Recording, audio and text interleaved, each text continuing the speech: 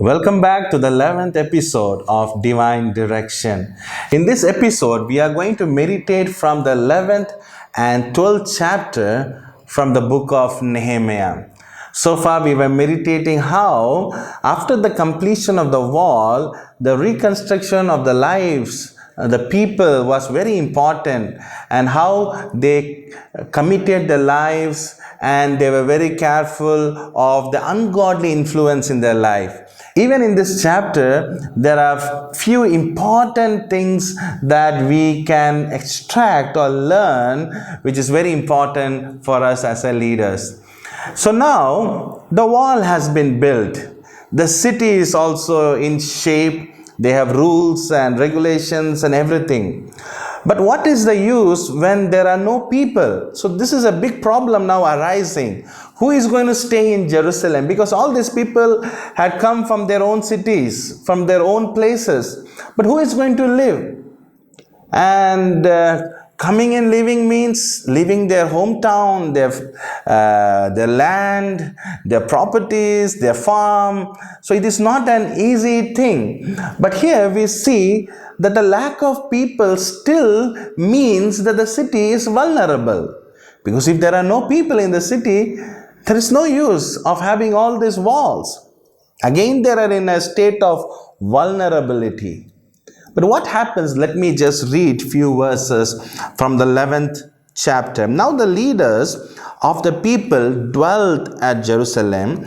The rest of the people cast lots to bring 1 out of 10 to dwell in Jerusalem, the holy city, and 9/10 were to dwell in their own cities. And the people blessed all the men who willingly offered themselves to dwell at Jerusalem. So there are two types of people. Of course, the leaders are staying there, and there is one group of people who are selected by lot, that is 1/10 of people are staying, and then there are few more people who are willingly coming forward that we will volunteer, we will stay in Jerusalem. So there was a need to create a strong capital. The Jerusalem should be a strong capital so that the people can come there, offer sacrifice. They can celebrate their festivals. It was a common meeting place, and that needed a strong people inside to administrate and to handle those things. So here we see three group of people. Of course, the leaders are staying, and another two group who are taken through lot, and another who willingly volunteer themselves. No matter if they are chosen through lot or willingly they volunteer, both of them has an important thing to do, that is the element of sacrifice. They, as I said earlier, they need to sacrifice their house, their relatives, their farm, their land, their own native place, and come to Jerusalem to serve the city, the holy city. And here we see people coming together to form or to build the city and make it strong. And not only that, if we read the 12th chapter, and after that the following in this 11th chapter, we will see who are those people who stayed and how they are selected, lot of process. But coming back to the 12th chapter, in the 27th verse, now, at the dedication of the wall of Jerusalem, they sought out the Levites in all their places to bring them to Jerusalem to celebrate the dedication with gladness, both with thanksgiving and singing with cymbals, string instruments, and harp. So now the wall, after it is built and all the administration things are sorted out, and now the time comes to celebrate, to dedicate. And we see the completion is celebrated. The completion is celebrated just to give glory to God. And here one important thing that we see is, many times we may take the glory. As humans, there is a tendency that after the completion of the task, it will be said in such a way that it was our hard work, it was our dedication, it was our effort, our skill, our knowledge, very smartly we did it. All those things bring glory to the person, but here they are careful not to take the glory for themselves, not to take the glory for the leaders, but they were careful. The leaders were also very careful. The glory belongs to God. And there we see that they are glorifying and thanking God. And the 31st verse of 12th chapter we see, so I brought the leaders of Judah up on the wall and appointed 2 large Thanksgiving choir. So one team was led by Nehemiah, one team was led by Ezra, and they are going for a kind of prayer walk or a Thanksgiving walk. They are walking in those places and they are praising with loud noise of declaration. And that voice was heard far and far. Just think how great they would have felt, because there was a time when the shout of humiliation and people mocking and threatening, all those noises were coming towards these people. They were attacked with all kind of foul languages. But here we see it's a time to celebrate, shouts of joy. God turned the situation totally upside down. Maybe at times we may go through a time where the noises around us are against us, to put us down, to break us down, to demotivate us, criticize, negatively criticize, to pull us down, to mock us, accuse us, threaten us. But there will be a time when we can celebrate the shouts of joy, thanking Him loud enough so that all the enemies can hear what God has done. And here they give glory to God, and God's name is glorified. And then we see in the 45th verse of the same chapter, we see both the singer and the gatekeepers kept the charge of their God and the charge of the purification according to the commands of David and Solomon his son. So of what value is a dedicated wall without dedicated people? We dedicate the wall. It's our custom that we do, that when a child is born, we dedicate the child so that the child will serve God in every capacity possible. When we build a house, we dedicate it, that the house will be a house of prayer. It will be a place where God's name will be glorified. No ungodly thing will happen in that house. Likewise here, they dedicate the wall, giving glory to their name. But what is the use if they just have a dedicated wall? But there was a need for dedicated people too. So here we see people dedicating themselves, confessing, and they are going through a process of purification. They purify themselves. As a leader, we need to go through this phase very frequently. Every day we need to be sanctified. We need to allow God to help us to come out of all this filth. We need to have a time of introspection, a time of purification, so that there should be no element of ungodly influence in our life which can destroy the purpose of God in our life. And few important elements that we meditated here was a sacrifice. Many of you have come all the way from Andhra, all the way from Tamil Nadu, all the way from Madhya Pradesh or Chhattisgarh or Jharkhand, different places. You have come here. From Germany, you are here. You have left your hometown, your family members, your parents, your house, all those because you had a vision. I was interacting with few new staffs who have joined recently, and they said they have big plan. They had big plans. Even they can start business. They can do a lot of things in their hometown. But only reason they are here because God put in them a burden for the society, burden for young children. Many left their high-profile job. They resigned their job, highly paid. They have left their job. Some of them were paid, highly paid in industry, high level, high post industries, in universities. They have resigned, they have come here. You all have come with so much sacrifices in this place, and God will definitely honor you. And this element of sacrifice is very important. We as God's child, when we build His kingdom, when we fulfill the purpose in our life. So sacrifice is an element which should never go out from our life. The level of sacrifice might differ, but we should allow that in our life. There should be never a point when there is complacency in our life, when there is compromising elements in our life. But we need to have the sacrificial element. And another thing that we saw very important in this chapter is that they celebrated. They did not take the glory for themselves, but gave the glory for God. And God's name alone was glorified. And how God turned the shame into joy. You might be going through a suffering, kind of pain, mocked, ridiculed. But if you are in the center of God's plan, if you are not diverted from the focus, from the purpose for which God called you, one day you can shout the joy of, you can shout praises.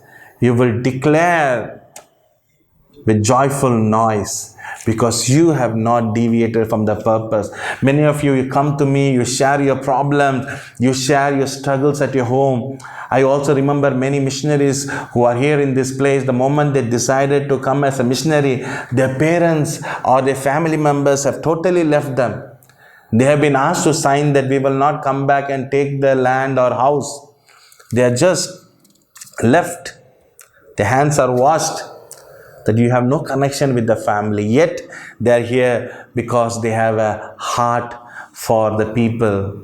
They understand the purpose of God in their life. I know many of you who come to me and share a lot of family problems, the family struggle, challenges. But one thing that keeps you continuing in this place is because you have understood the purpose of God in your life.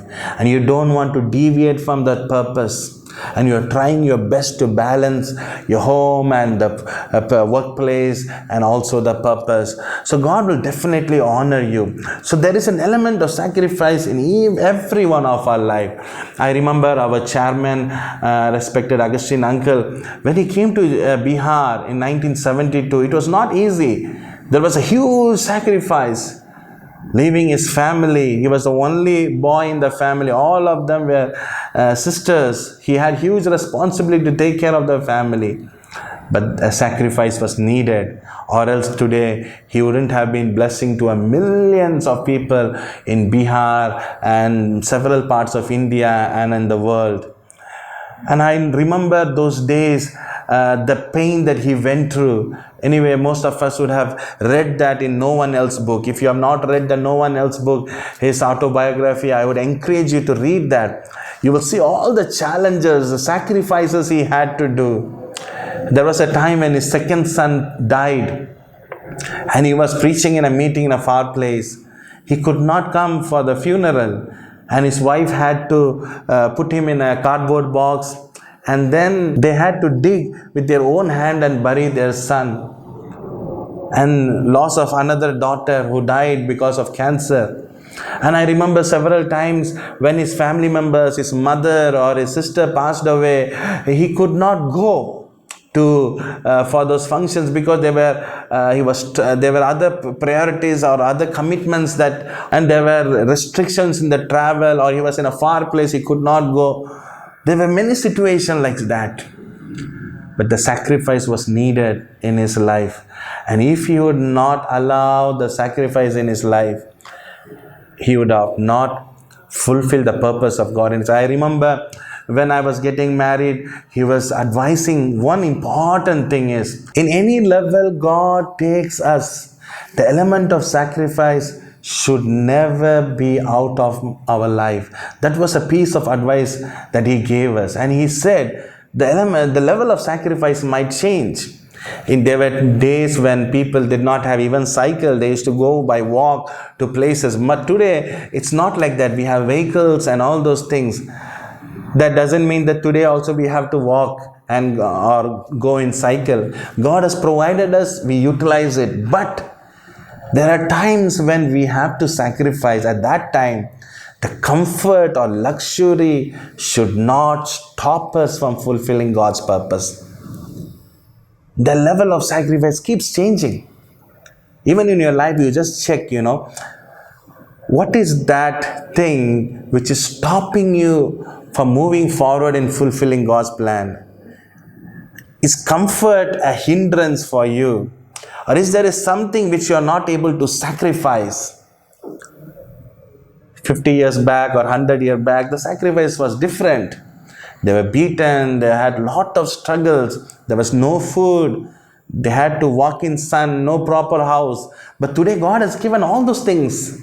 That doesn't mean the sacrifice should be taken out.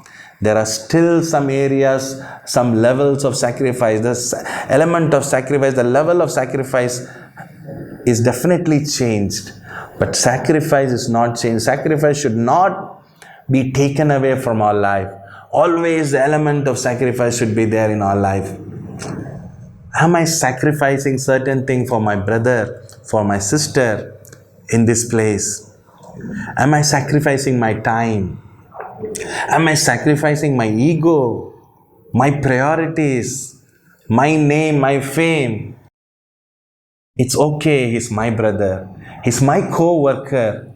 No matter what, let me take the extra mile to reconcile. Let me take the extra mile to forgive, to let go my ego, to understand, to have a better relationship.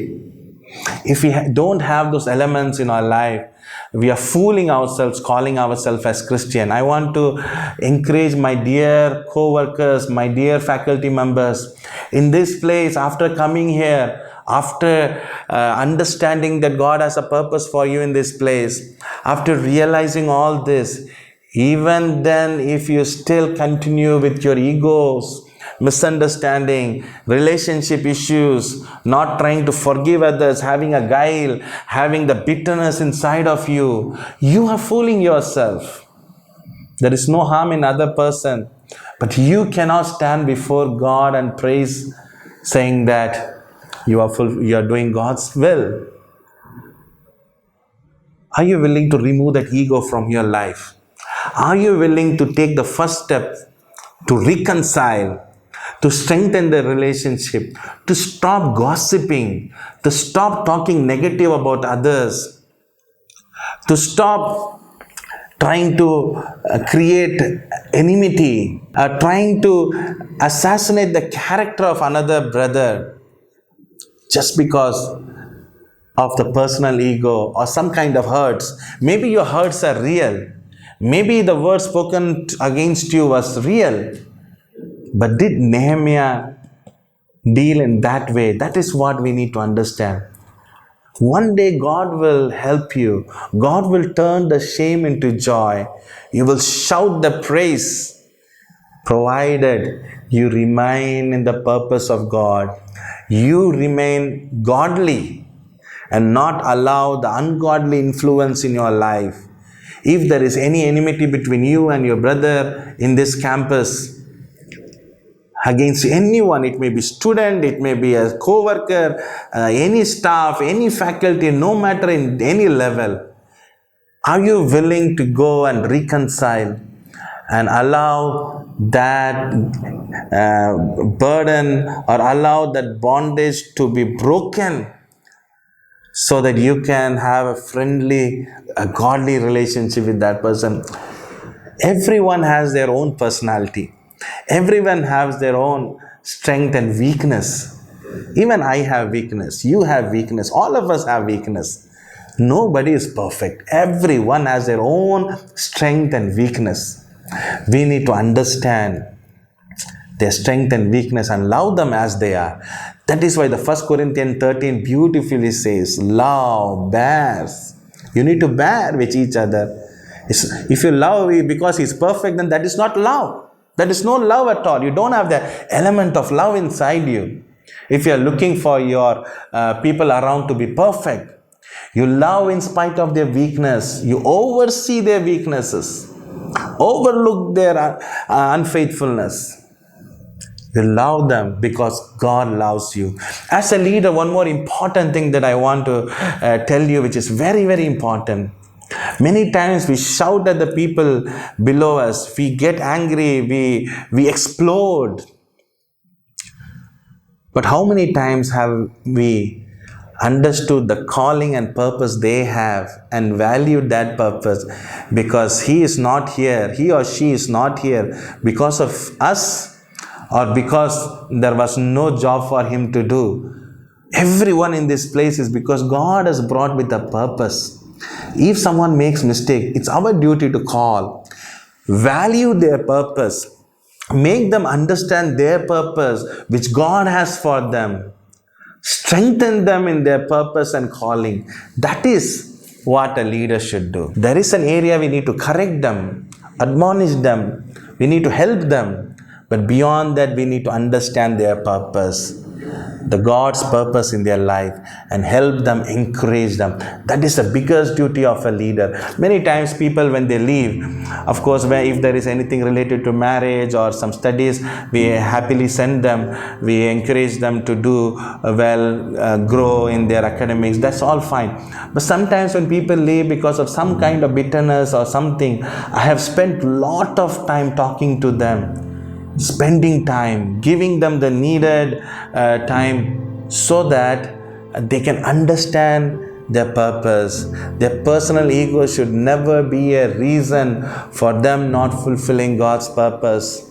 So we as a team, and I have personally encouraged them, strengthened them, oriented them, helped them to understand not to do that.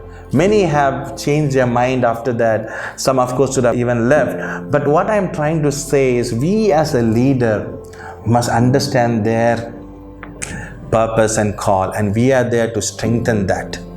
We are not just to extract the work, but help them to fulfill their purpose which God has kept in their life. And also our way of treating the class 4 workers, multi-skilled workers, the janitors, we should reflect godly values even. Sometimes we scold because we think that they are low people and easy for us to scold. We just use our words just like that. Yes, they have to be corrected. I've told you that anger is right in one of the episodes. But whom are we targeting? Are we targeting what they do or who they are? If we are targeting who they are, then we are making mistake. But what they do should be targeted, corrected, and anger should be properly used in the right direction for the benefit of that person, to help him. But if we are hurting him, if we are trying to kill him with our words, it's equal to murder. That is what Bible says. If we use our words something to hurt our brothers, we are murdering, killing. Think about his heart. He also has a heart. He also has a family. He also has a home. He also is concerned about his reputation among the people who are working here. When we shout at them, but how much pain he may go through because people around him are watching. But may God help us as a leader to understand this. Understand, to value the people, value the sacrifices made by the people, and we also should have this element of sacrifice. And if we are going through a pain, being mocked, there will be a time of celebration. Just like how this people celebrated the God's mighty hand upon them in reconstruction of the wall, we will celebrate. After this college was built, after this construction was over, there was big challenge. How was staff going to come? It was already, the process was very late in 2015. By the time we got the approval, most of the admission process in all the places was over. But I remember uncle telling one thing: Noah built the ark and God sent the animal and everything. God filled it. You have done your job, you have done thing, God will send it. And we are so happy that the staff who came, they are really an asset. And they built this institution together, knowing the purpose of God in their life. And God brought wonderful set of 87 students in the first batch. There were lots of areas where we were not perfect, our facilities were not perfect. But the element of sacrifice was seen in students, in staff. They sacrificed, they happily, they were not murmuring. They could not get their food like how they used to get in their native place. But they enjoy, they serve with joy.